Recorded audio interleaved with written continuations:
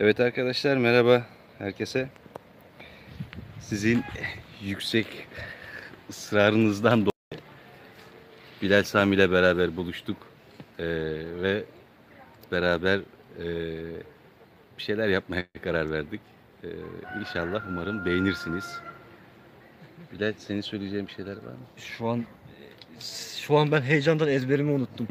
Ezber yapıyordum burada. Evet. Evet arkadaşlar, hepinize merhaba. Aleykümselam, bu arada buradan yorum yapıyorlar. Öyle mi? Canlı canlı. Ben ilk defa, ben bilmiyorum Aha, sosyal ben de medyayı. az önce Özür yaptım. dilerim. Yani inşallah güzel bir şeyler çıkacak. Çok aksiyon dolu bir şeyler olmayacak ama inşallah umarım yani beğeneceğiniz bir şeyler olur. Sürpriz olsun. Şu arkada bir şeyler yapıyorlar. Şu kamerayı nasıl döndürebiliyoruz? Yok, kamerayı döndürmene gerek yok. Şöyle yapalım. Şöyle yapın, görebiliyor musun? Evet, orada bir şey var. Orada Levent Bey, orada mısınız? Bir ayağa kalkar bir, mısınız? evet.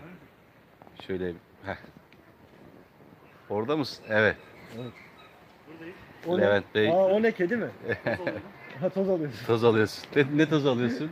Burak çok tozlanmış. Bunun tozunu alıyoruz. Biraz da şu tarafından doğru. Peki. Evet, inşallah güzel olur.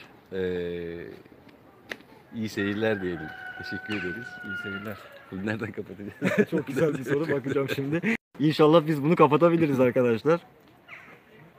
Şu, bismillah. Evet.